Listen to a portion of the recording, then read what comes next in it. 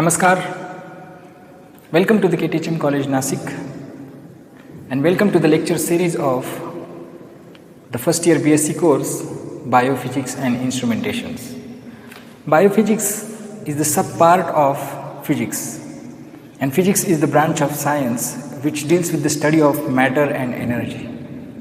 Matter is nothing but any kind of object. An object is nothing but volume occupied by the space. So I must say that everything that happened in the world, behind it physics. And you also agree that everything is made up by the atoms. So today we are going to discuss on the atomic structure. So let's start to the history of an atom. So in the beginning, near about 1800th century, John Dalton was the chemist, and he discovered an atom. He did many experiments to provide the evidence of the existence of an atom. For example, pressure of the gases.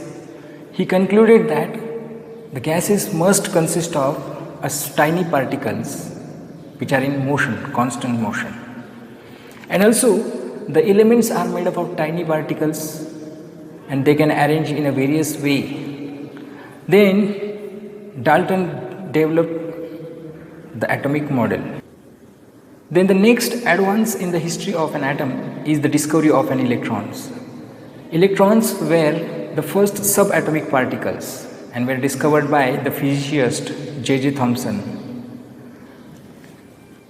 According to the J.J. Thomson atomic model, atom is the smallest particle and it consists of positive and negative charges. This model is also known as Thomson's plum's pudding model. You can imagine the plum's pudding like if you cut the watermelon in half and you can see the seeds of it. The seeds are embedded in the red portion. So similarly, the negatively charged plums are embedded in positively charged pudding.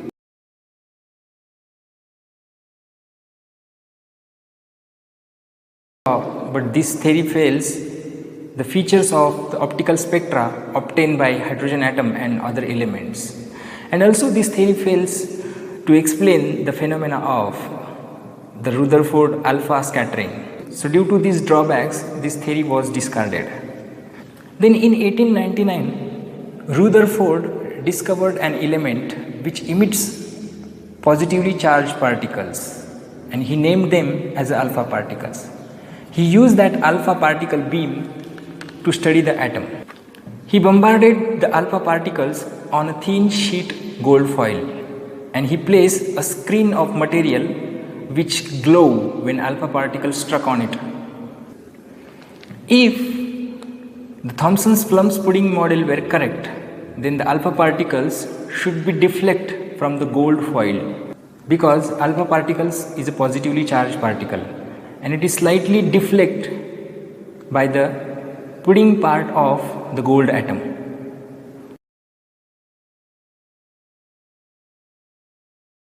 But Rutherford got surprised.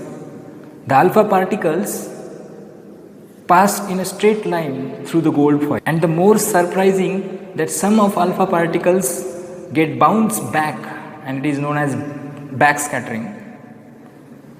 Then the Rutherford concluded and he developed one atomic theory. According to his theory, atom consists of a small central region in which entire positively charged particles, almost its entire mass is concentrated, and he named it as a nucleus. According to Rutherford atomic model, electrons are the accelerated charged particle, so it must emits electromagnetic radiation continuously. Energy. So while radiating energy, it following the spiral path and collides to the nucleus, and the atom become unstable. However, the atom is stable. Then in 1930, Niels Bohr developed a new atomic model with the help of Planck's quantum theory.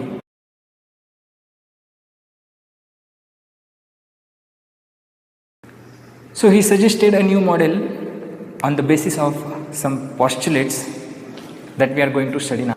So the postulates of Bohr's atomic model. So the first postulate is when electrons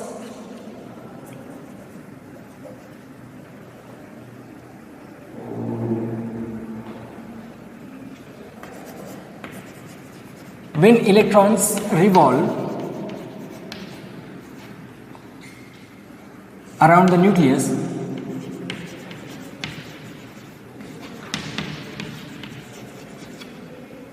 it does not radiate energy. Electrons revolve in a particular orbit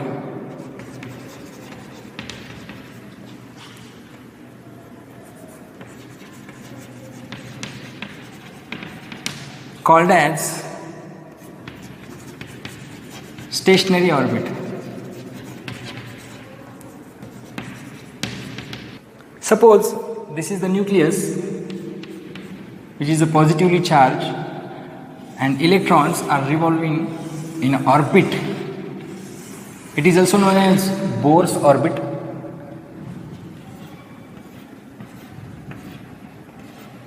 So these electrons acquire a circular motion is due to the electrostatic force of attraction between them, and this electrostatic force of attraction provides the centripetal force, and the electrons acquire the circular path. So the centripetal force, what is centripetal force? Centripetal force is the force acting on a rotating body. Suppose electrons are revolving in circular orbit.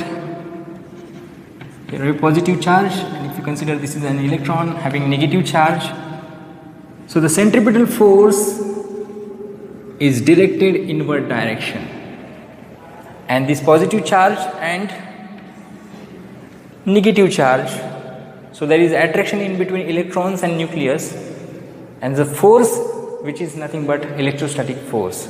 So that electrostatic force, we know that, which is equal to 1 upon 4 pi epsilon naught charge on electron E, and charge on nucleus is Ze, where Z is the atomic number, upon R square, where R is the distance between nucleus and electrons. This is the electrostatic force, and this electrostatic force provides a centripetal force to the electrons, and electrons acquire circular motion.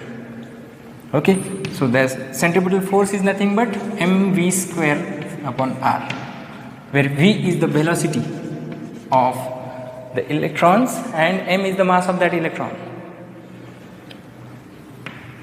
Hence the electrons is continuously revolving, so it does not radiate energy and it won't collapse to the nucleus.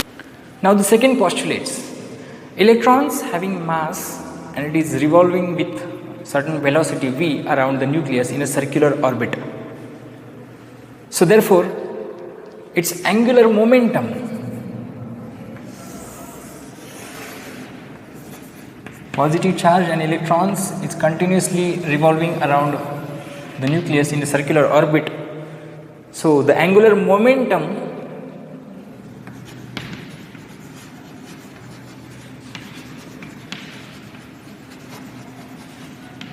of electron is constant,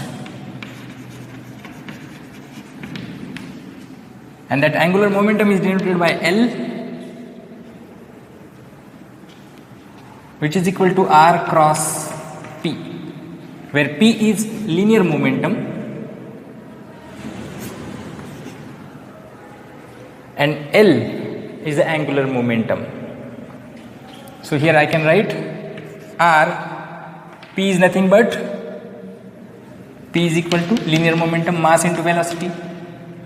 So R cross mv.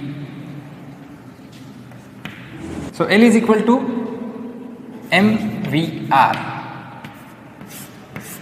So this mvr is the angular momentum, and which is constant, and that constant is nothing but mvr is equal to nh upon 2 pi, where 2 pi is the angle, or it is a total revolution, complete one revolution. Okay, and n is any integer, n is any integer, h is the Planck's constant, and which is equal to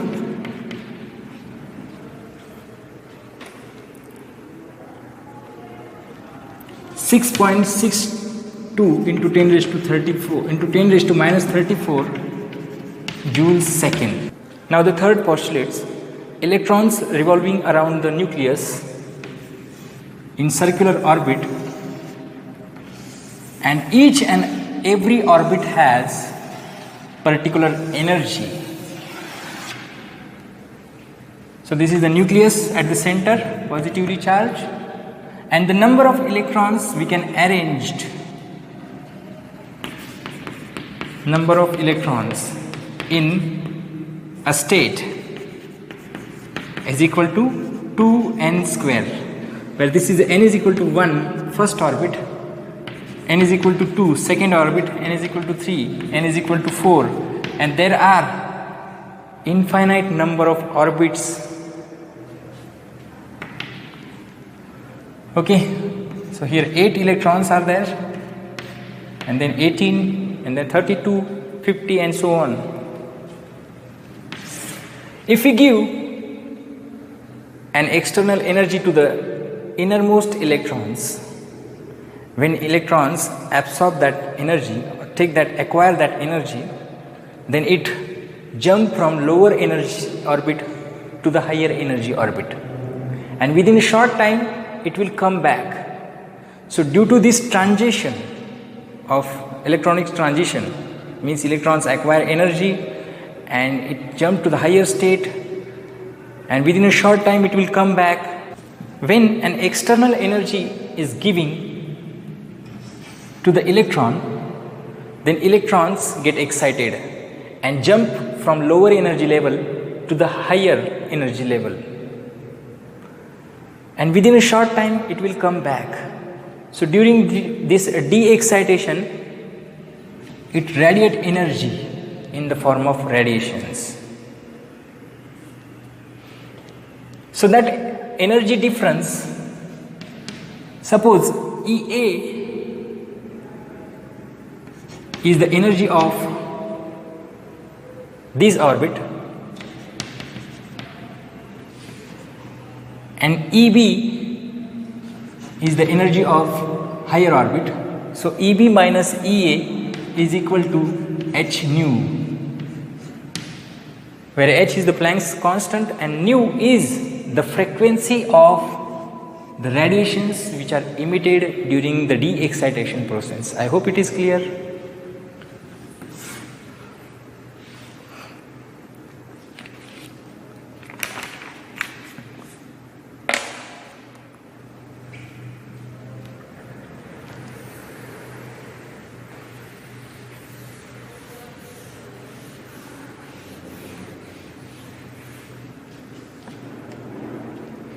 Now the next topic is radius and energy of the electrons which is orbiting in a Bohr's orbit. Radius and energy of Bohr's orbit. So according to the first postulates,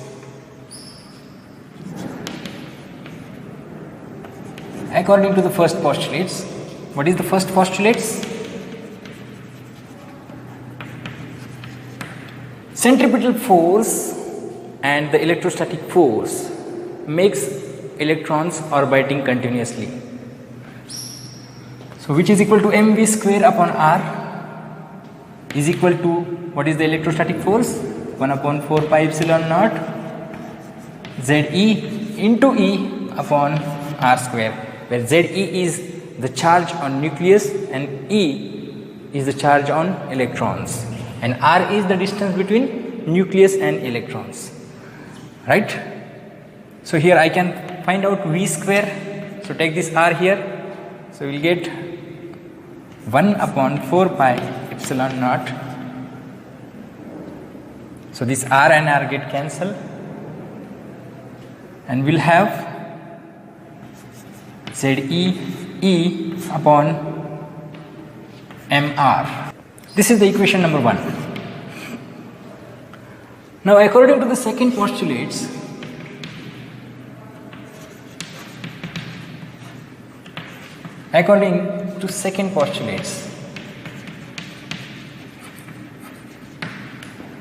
what is the second postulates?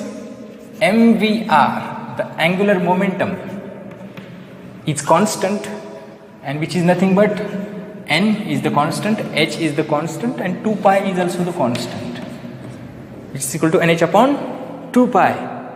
So here we can find out v. So take this mr on this side, nh upon 2 pi mr. We have v square here, so make it square here. So v square is equal to n square h square upon 4 pi square m square r square. This is the equation number 2. So if we compare equation number 1 and 2,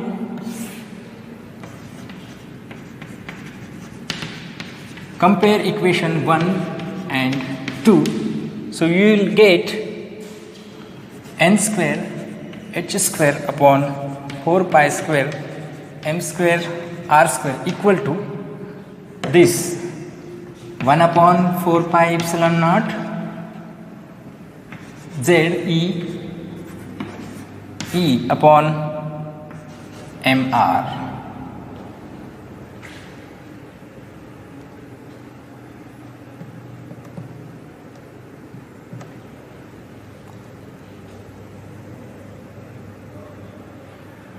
According to the atomic model, the number of electrons must be equal to the number of positive charge which are present in the nucleus, number of protons. So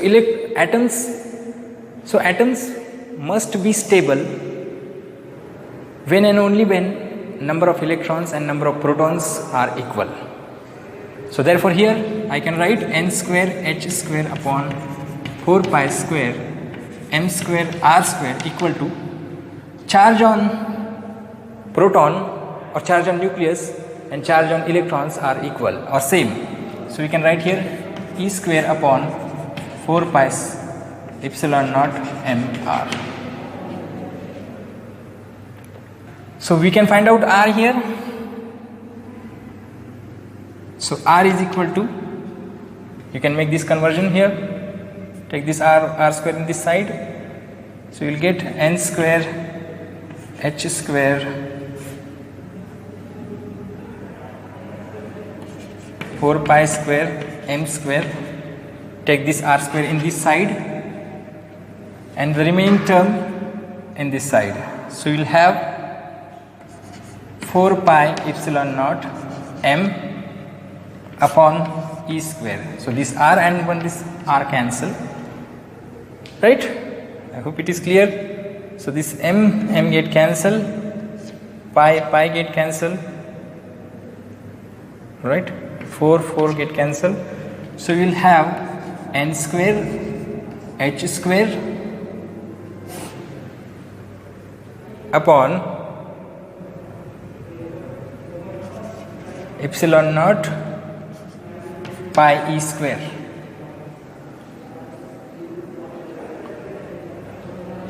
And 1 m e square, right?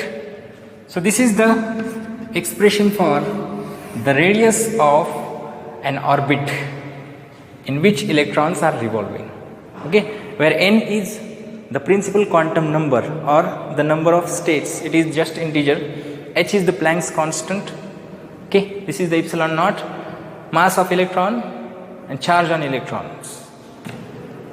I hope it is clear.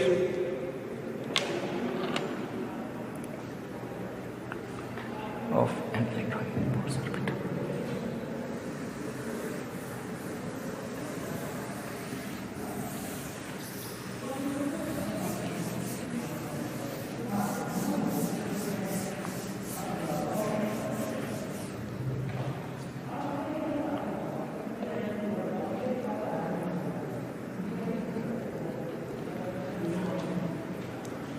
Now the energy of an electron in a Bohr's orbit, we'll see energy is nothing but kinetic energy plus potential energy. So the electrons are in motion with certain velocity, so it has a kinetic energy and it has its own potential energy also. So the kinetic energy and the potential energy is nothing but the total energy. So kinetic energy is equal to half mv square, and we have derived the velocity of an electron. So half m, and you can put the value of v square because just now we derived the value of v square and r. So with the help of these two equations you can rewrite the velocity equations. V square is nothing but e square upon 2 epsilon naught nh bracket square. So therefore I can write here I can write here m e raised to 4 upon 8 epsilon naught square n square h square. Yes. So this is the equation of kinetic energy.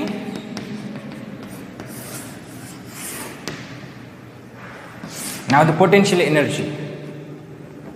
Potential energy is nothing but the stored energy. For example, suppose this is an object which is at position A. I want to move this object from position A to position B. So how much? So I required some amount of energy to move this object from position A to point B.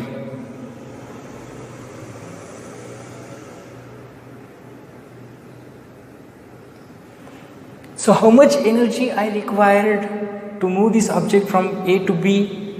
Whatever the energy stored inside this object. So this much energy I required to move this object. Okay. So that stored energy is nothing but its potential energy. So everything or every object in the world has its stored energy, its potential energy. So electrons, which are although electrons are revolving, but it has its own energy. Okay. So therefore, so here you can see this object which is at position A. Okay. So if I apply force to this object, then this object displaces from its mean position and it will reach here. So displacement, so force into displacement is nothing but work done. So how much work done? The energy I applied, the energy I required to move this object from position A to B. So the work is done on the body. So therefore, the potential energy of an electron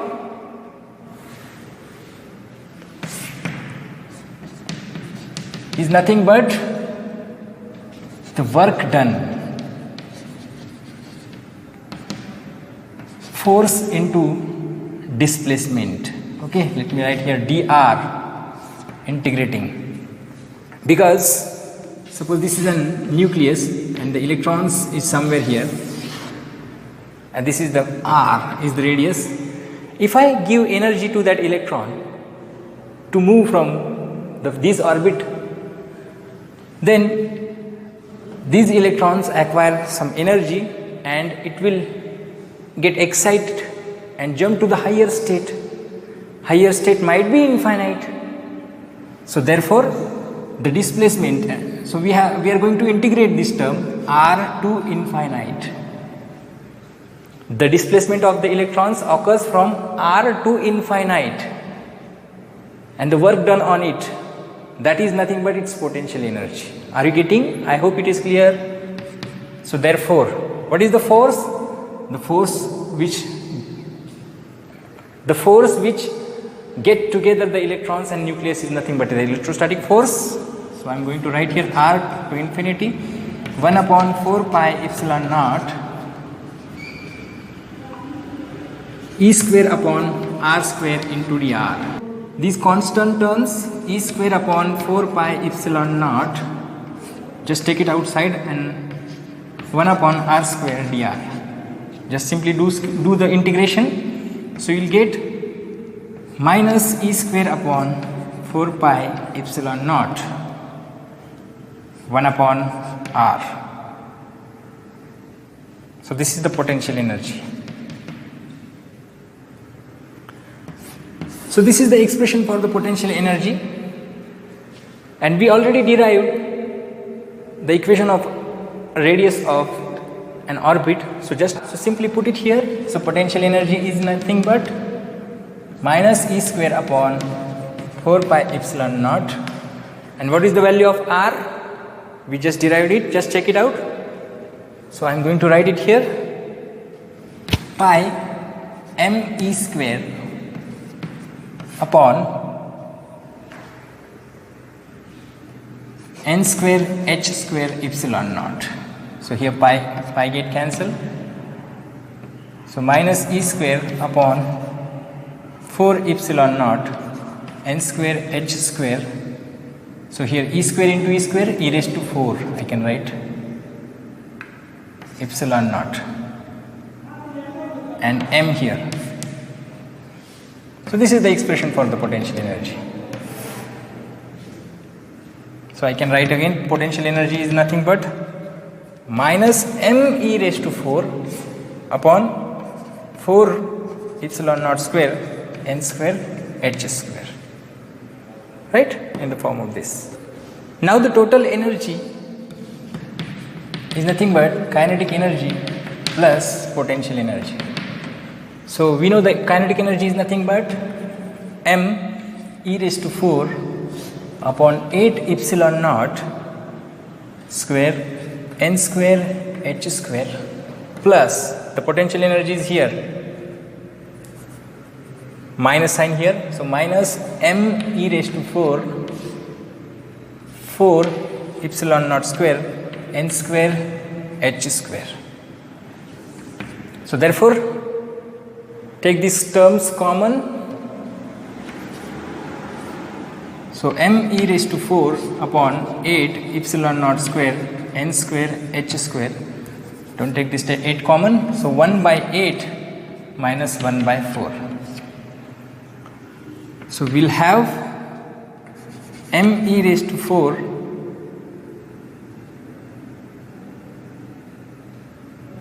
so minus sign here, just do this simply calculation. So 4 minus 8,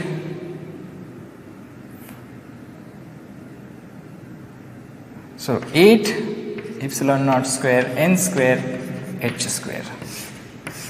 So this is the total energy of an electron.